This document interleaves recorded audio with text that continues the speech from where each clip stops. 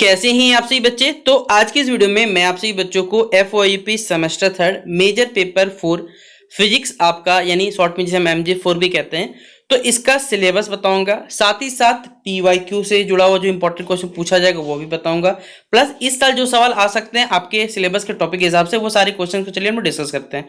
तो चलिए वीडियो को शुरू किया जाए। वीडियो पसंद आए तो वीडियो को लाइक करें। चैनल पर अगर आप हमारे न्यू आए चैनल सब्सक्राइब करें, साथ में बेल आइकन पे क्लिक कर लीजिएगा। तब भी जब हमारा ऐसे क्लिक करिएगा तो जब भी हमारा देखिए न्यू वीडियो आएगा सबसे पहले आपको अपडेट मिल जाएगा। बाकी डिस्क्रिप्शन बॉक्स में टेलीग्राम ग्रुप का लिंक मिलेगा जहां जरूर जुड़ना है, क्योंकि कोई भी अगर अपडेट आता है सबसे पहले वहां शेयर किया जाता है। बाकी कुछ पूछना रहे फेसबुक इंस्टाग्राम में, वहां पर जुड़ के आप उनसे पूछ सकते हैं। ठीक है, देखिए सबसे पहले आप सभी बच्चों का ये मेजर पेपर 4 का सिलेबस है, जिसमें आप सभी बच्चों ने क्लास 12th में electric field, electric potential, Laplace के बारे में या फिर कहा जाए गॉसेस थ्योरम, ये सब कुछ पढ़ा हुआ है। ठीक है, कुछ एडवांस वर्जन के यहाँ पर चीज जुड़ गया, वो का सिलेबस बन गया था। Electric field and electric potential ये आपका यूनिट है। इसमें इतने सारे जो टॉपिक्स है बेसिकली ये आपको कवर करने पड़ते हैं, जिसमें टोटल 12 लेक्चर बताया गया।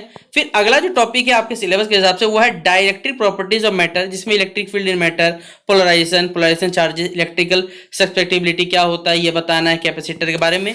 फिर यहाँ पर गॉसेस लॉ के बारे में पढ़ना है डाइलेक्ट्रिक्स में। फिर ट्रांजिट में LR, CR, LCR सर्किट्स के बारे में पढ़ना है। फिर मैग्नेटिक प्रॉपर्टीज पढ़ना है, जिसमें मैग्नेटिक इंटेंसिटी जिसे मैथ से दिखाते हैं, मैग्नेटाइजेशन वेक्टर जिसे M से दिखाते हैं, मैग्नेटिक सस्पेक्टिबिलिटी एंड परमिटिविटी हमारे और इनके बीच में जो रिलेशन होता है BHM के बीच में वो बताना है। फेरोमैग्नेटिज्म के बारे में जो BH कर्व होता है और हिस्टैरिसीस लॉ होता है उसके बारे में बताना पड़ेगा। फिर इलेक्ट्रिकल सर्किट्स की बात करें तो किरचॉफ्स लॉ के बारे में पढ़ना था, इसके बारे में बताया हुआ। उसके बाद है नेटवर्क थ्योरम में, जिसमें ideal constant voltage and constant current sources के बारे में पढ़ना है, नॉर्टन थ्योरम है।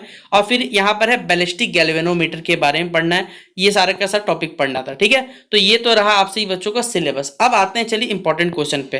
पहला सवाल नोट डाउन करिएगा, और ये सवाल जो रहेगा पेपर में आपका, देखिए फिजिक्स जो साइंस स्ट्रीम के बच्चे बिलोंग करते हैं उनका 15 नंबर का जो क्वेश्चन आता है उसको दो पार्ट में लगभग यूनिवर्सिटी बांट देता है, एक 10 नंबर एक 5 नंबर। ठीक है, जैसा क्वेश्चन रहता है उस हिसाब से डिमांडिंग रहता है। मैं पहले बता दूं कि यहाँ पर मैं आपसे बच्चों को कोई भी न्यूमेरिकल वाले क्वेश्चन नहीं बता रहा, और फिजिक्स का पेपर में न्यूमेरिकल आएगा। याद रखिए 110% रहेगा कि फिजिक्स का पेपर में एक सवाल न्यूमेरिकल का रहेगा जो कि 5 नंबर या प्रॉब्ली 10 नंबर का पूछ दिया जाता है। तो न्यूमेरिकल वाला आपको पढ़ना पड़ेगा तभी आप समझ में आ पाए, इसलिए हमने यहाँ पर कोई भी न्यूमेरिकल डिस्कस नहीं कर रहे हैं। सबसे पहला सवाल जो हमने आपके लिए यहाँ रखा हुआ है वो है so that the electrostatic field is a conservative in nature. यहाँ कंजर्वेटिव में ये साइन नहीं होगा। यहाँ पर आपको प्रूव करना है कि यहाँ दिखाना है कि जो इलेक्ट्रोस्टैटिक फील्ड है वो कंजर्वेटिव होता है नेचर में, आपको ये प्रूव करना है। और ये पेपर में 10 नंबर में पूछा जाएगा, क्योंकि 2 क्वेश्चन में जुड़ा हुआ आएगा, वो क्वेश्चन न्यूमेरिकल के रूप में आ सकता है, इसलिए हमने उस भाग को हटा दिया।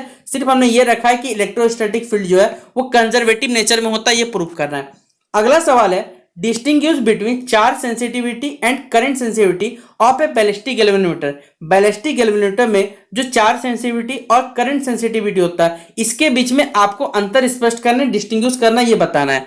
अगला क्वेश्चन नंबर 3 हमारे पास है कि state and prove Gauss's law. आपने क्लास 12 में पढ़ा हुआ है। गॉसेस लॉ इन इलेक्ट्रोस्टैटिक्स को क्या करना, लिखना है, उसको प्रूव करना है। साथ ही साथ उसका जो डिफरेंशियल फॉर्म होता है वो भी आपको यहाँ पर ऑब्टेन करना, मतलब प्राप्त करना है गॉसेस लॉ से, ये बताना है। तो ये क्वेश्चन 15 मार्क्स का पेपर में आएगा, छाप लीजिए ये सारा सवाल।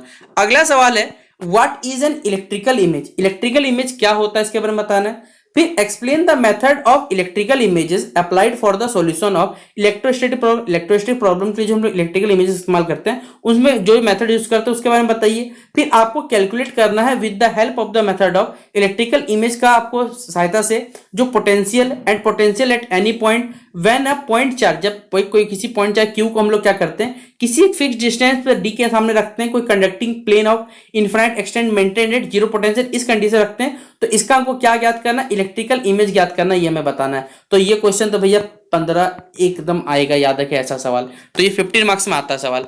अगला क्वेश्चन है discuss the growth and DK of current in a series LR circuit में, जो कि डीसी सोर्स से जुड़ा हुआ है, और इसका सिग्निफिकेंस बताना है, टाइम कांस्टेंट का हमें बताना है। और ये 6 नंबर जो क्वेश्चन है स्टेट एंड प्रूफ थेवेनियंस थ्योरम, ये भी आता है सवाल में। ये क्वेश्चन नंबर 6 रहा। अगला क्वेश्चन है setup the EMF equation. EMF equation क्या करना है आपको, सेटअप करना है किसी एलसीआर सर्किट में जो कि गिवन दिया हुआ है हमारे पास साइनसोइडल वोल्टेज के लिए। सॉल्व द इक्वेशन, आपको इसको सॉल्व करना है इंस्टेंटेनियस करंट के लिए, मतलब उसी समय या उसी क्षण के लिए। Obtain the condition under which, उस कंडीशन को ऑब्टेन करना है जस्ट इलेक्ट्रिकल जो रेजोनेंस होता है वो समय घटित होता है, और ये किस प्रकार अपने इंपीडेंस को मेंटेन करता है या फिर सर्किट कैसा बिहेव करता है रेजोनेंस के टाइम पे, ये हमें बताना है। ये भी क्वेश्चन जो आता है 15 नंबर में आता है। तो इस टाइप का सवाल पेपर में आएगा, याद रखिएगा।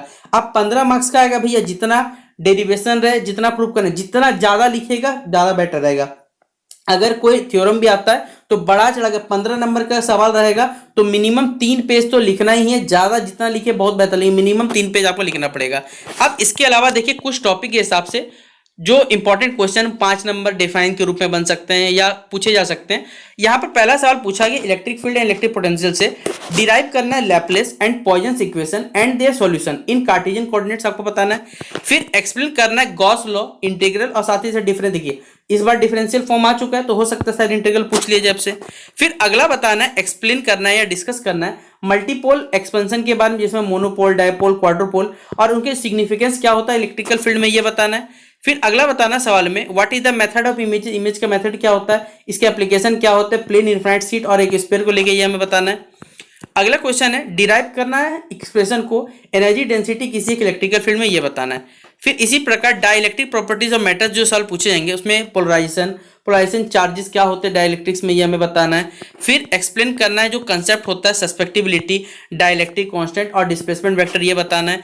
Gauss's law in dielectrics and its application पढ़ना है। फिर एनालाइज द जो बिहेवियर होता है कैपेसिटर का, पैरेलल होता है, प्लेट होता है, पहला प्लेट कैपेसिटर स्पेरिकल हो गया, सिलेंड्रिकल हो गया, जब हम उसे क्या करते हैं डायरेक्ट्रिक मीडियम के साथ फील्ड कर देते हैं, ये बताना है। ट्रांसिएंट में जिसमें आप एलआर, सीआर और एलसीआर सर्किट के ग्रोथ एंड डीके को पढ़ना पड़ेगा। इसके अलावा टाइम कांस्टेंट क्या होता है सर्किट का, इसका सिग्निफिकेंस क्या होता है पढ़ाना। ट्रांसिएंट रेस्पॉन्स क्या होता है एलसीआर सर्किट में जब आप डीसी सोर्स के साथ से कनेक्ट करते हो। अगला मैग्नेटिक प्रॉपर्टी मैटर में जिसमें मैग्नेटाइजेशन वेक्टर, ये तो आएगा एक ना डिफाइन पक्का, याद रखिएगा एक डिफाइन यहां से पूछने वाला है। फिर तीनों के बीच में रिलेशन, ये भी पूछा जाएगा, याद रखिएगा। और एक कर्व भी आता है बीएच कर्व जिसे कहते हैं, जिसमें आपको पूछा गया कि डिस्कस फेरोमैग्नेटिज्म और ये डिराइव करना है बीएच कर्व को आपको। फिर explain the concept of hysteresis, hysteresis का कंसेप्ट को आपको क्या करना है यहाँ पर बताना है मैग्नेटिक मटेरियल्स को लेके, और इसका इंपॉर्टेंस क्या होता है ये आपको बताना है। फिर अगला है इलेक्ट्रिकल सर्किट में जिसमें आपको Kirchhoff's law for AC circuit example बताना है, एक्सप्रेशन बताना है रेजोनेंस के लिए, पावर डिसिपेशन के लिए, और यहाँ क्वालिटी फैक्टर क्या होता है किसी एक एलसीआर सर्किट में, ये बताना है।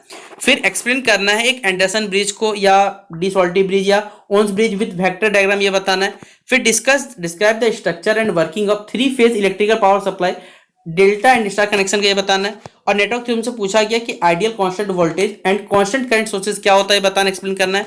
थेवेनिन्स थ्योरम आया हुआ और यहाँ पूछा हुआ, इसका एग्जांपल के साथ बताना है। इसके अलावा नॉर्टन थ्योरम है, कंडीशन क्या हो सकता है मैक्सिमम पावर ट्रांसफर थ्योरम, ये बताना है। Superposition theorem with practical examination, practical example आपको बताना पड़ेगा।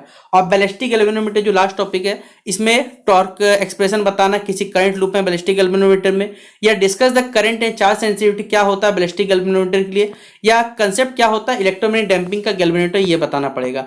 और चौथा क्वेश्चन है एक्सप्रेशन बता सकते हैं आप लोगरिथम डैम्पिंग का बैलिस्टिक गैल्वेनोमीटर के लिए बताना है। तो ये था आप सही बच्चों का मेजर पेपर 4 फिजिक्स का सारा इंपॉर्टेंट क्वेश्चन जो हमने आपको एक ही वीडियो में डिस्कस कर दिया, सिलेबस बता दिया। तो उम्मीद करूंगा कि आपको ये वीडियो बेहद पसंद आया होगा। तो आप सभी अपने दोस्तों के साथ शेयर कर दीजिएगा और जितना हो सके चैनल सब्सक्राइब कर लीजिएगा ताकि हर वीडियो का नोटिफिकेशन आपको जो मिलता रहे। बाकी मिलते हैं नेक्स्ट वीडियो पे, तब तक के लिए जय हिंद, जय भारत और बेस्ट विशेष आप सभी बच्चों के एग्जामिनेशन के लिए।